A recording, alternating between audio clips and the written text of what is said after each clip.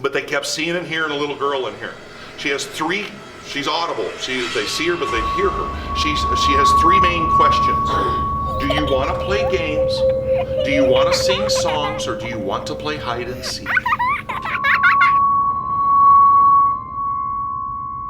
Yeah. Make sure I got the same number of noses as I had at the beginning. I'm crushing your heads. I had somebody do that. Remember that old TV show a long time ago? I'm crushing your head. You know, and I was like, I never thought of that. And I'm sitting here. This is just for whatever reason. This is how I count. And then I was like, yeah, I couldn't hardly tell my story. All right, everybody, we are now down on our deck. We are right outside of the first class swimming pool. And one just a little reminder, you may have people coming through, so just be aware that people cutting through and stuff like that.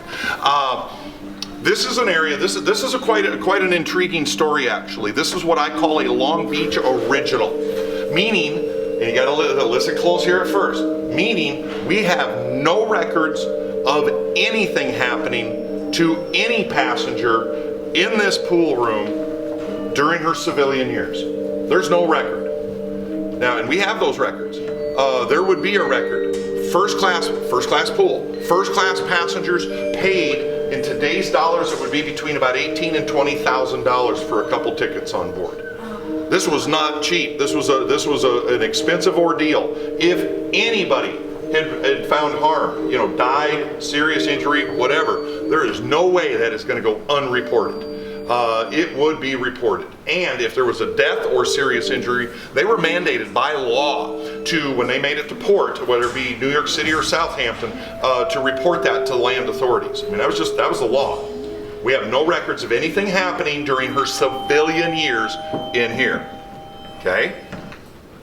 But when she arrived here on December 9, 1967, the workers came on board right away, and there was a lot of workers, hundreds and hundreds of workers on board, carpenters, electricians, plumbers, all of that. It was a big ordeal. About 3.5 years it took them to get her ready to open up to the public. One thing they had to do, just to give you an idea, they rewired the entire ship. Now, I don't know if you've ever pulled wires before. It's challenging. I've done it from an amateur stamp, like AWOL for, running a new plug type of thing. And it's frustrating, it's hard. They rewired the whole ship. Went from European or UK 225 standard, that's the two little round plugs, to what we have, more of a 110 standard plug. And to run new wiring everywhere. That's just one aspect, but it was a lot of workers on board. Almost immediately, those workers were telling their supervisors that they said, and they were worried, they were concerned, they said somebody is bringing their kids to work. Somebody is bringing, and specifically they said somebody is bringing their little girl to work, and that's not cool. And they said they're putting her in here. They're tucking her away in here, and then they're going off to work. And that little girl's going to get hurt. This swimming pool is a little over 6 feet on the shallow end, and it's 14 feet on the deep end. This is an old school pool. This is when they encouraged head first diving back in the old days. Most of you don't know what I'm even talking about. It's an old school pool, and they were like, this girl's going to end up in that pool at some point. There was water in here for a number of years after she got here, and it was just like they were frightened. They were worried about her. The supervisors agreed. They actually set up like checkpoints as the workers were coming to the property. They were stopping vehicles, making sure nobody had their kids in the car, that kind of thing. Well, nobody had their kids in the car. They figured that out in the first couple of weeks. Nobody had their kids in the car, but they kept seeing and hearing a little girl in here. She has three. She's audible. They see her, but they hear her. She has three main questions. Do you want to play games? Do you want to sing songs? Or do you want to play hide and seek? And she'll get stuck in Mary Had a Little Lamb. She'll sing that song over and over and over again. She'll get stuck kind of like a broken record. She'll get stuck in a rut. That's been going on for decades. That has been going on for decades. The most recent photograph I think taken was like 3 or 4 months ago. From right there where you're standing, but right about there. And this is the closest we can get, and I'll explain that situation in a moment. Remember what I said, we have no records of anything happening to anybody during her civilian years. When we opened to the public in 1971, waiting out there in the parking lot were paranormal investigators, researchers, all their different titles, and they had heard about her. This is before the internet. This is before the old, craziness of how information spreads. This is old school spreading of information. They had heard about her, not just this room here, but the whole ship was developing a bit of a reputation. Stories were out there, scattered about. Those researchers wanted to come on board, and this is one of the areas they focused. They went in there with their 1970s electronics equipment, back when the needles were hopping sideways, when it was really cool. And they had with them, I call it the Book of Names. Like a list of every name that anybody has ever thought up. And they started going down, trying to get some kind of an audible connection. It was all quiet, it was silent, it was quiet, until they said the name Jackie. When they said the name Jackie, everything changed. All of their equipment reacted. It all jumped and squeaked and beeped and did its thing. Needles were hopping. And then she was very audible. She was verbal. She said her questions. Do you want to play games? It was like she woke up. It was like, do you want to play games? Do you want to sing songs? And do you want to play hide and seek? She was all excited. And that has continued on for a long, long time now. That mystery as to who is she. Now we know that we don't believe it happened during the civilian years. Like I said, there's just no record of anything. And there would be a record. That we also know that nothing happened to a child on board during World War II. There would have been no kids on board. That was soldiers, military, all the way.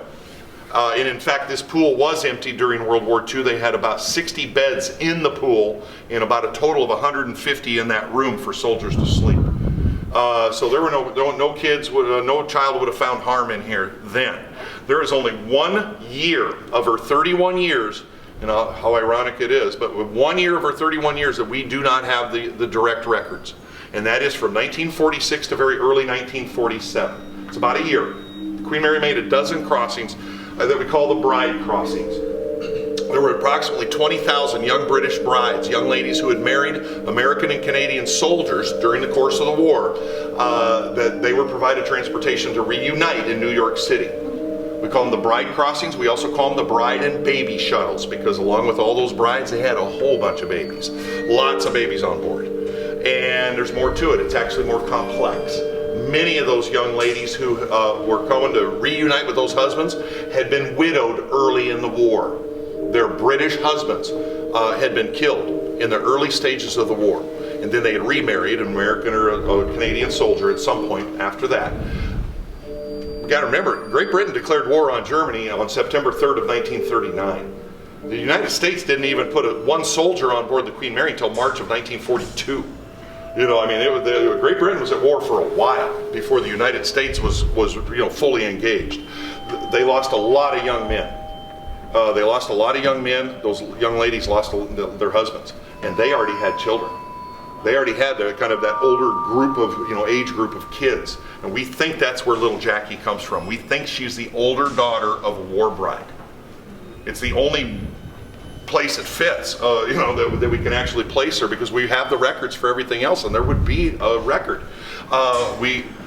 We think she's the older daughter of a war bride. I've spoken to a couple children of war brides, and they've all said the same thing. That mom was taking care of their little brother or little sister, little baby, tucked away somewhere on the ship, and those kids that were, if they were old enough to run and roam, they were running and gunning. They were having a ball, and very little supervision. Those kids would have been just what a dream, what a cool deal. I remember when I was a kid just going to a hotel with my parents. Go to a hotel, throw a roll of quarters at me and say, go find the kids in the arcade. And the rule was stay in the hotel. I mean, that was easy enough. And then all the parents reeling the kids back in about midnight when everybody started kind of quieting down. This was simpler. You're on a ship. You're not going anywhere. So we think that this little Jackie's the older daughter of a war bride. Now, we want those records. We don't have them. They were British government operations. And this was kind of like it was a delicate time. There was like a little small mini exodus out of the UK. There was a lot of young ladies, lots of kids and their families, their other children and things getting on board and leaving. And it was delicate in the public eye. It was a very sensitive time. And so the government actually sealed them. They didn't make them classified or anything, but they sealed them and just basically go start over and, clean slate to just go. And we are apparently, I'm not on the committee, but I've been told we are in negotiations to actually get the records from those 12. It's either 12 or 13. It depends on what book you're reading. We don't want it necessarily just for this, for Jackie. We get questioned all the time. My mother was a war bride. And we would be able to, do this, be able to look that up and give that family some information that maybe they didn't have before. That's what we really want it for, in a broader sense. But we are quite confident when we do get those records that we're going to find a file, a report of some kind that's going to be a little girl finding harm in here. Don't know what the details are. Personally, I don't think the pool has anything to do with it. We assume she drowned because there's a swimming pool in here. She doesn't seem to pay any attention to the pool. In any report I've read, going back decades, she's almost always on the fringe. She's on the outside, peeking over railings and peeking around the pillars, things like that. She's not standing out beside the pool.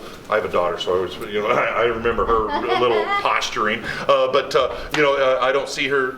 She's never been seen over there by the pool. Hands on the hips, staring down in there like, that was even an issue. She's always peeking and hiding on the edges. Out on the edges. And that's little Jackie. We want to get the records. We'd love to complete her story for her. It would be a wonderful thing. Ladies and gentlemen, I'd like to thank you very much for allowing me to show you around. Don't break the ship. I know it's shattering. We have to end. I'm so sorry. But I'd like to thank you very much for allowing me to show you around. It's been my pleasure. I hope you enjoyed our walk around the ship and to just hear some of her stories. A little bit of her. I like to blend in a little bit of that history with some of these stories. Some of them are out there on the internet bouncing around. That you can find them. Some of them maybe not so much. I like the more subtle stories myself that are a little more grounded and not sensationalized by YouTube and all that stuff.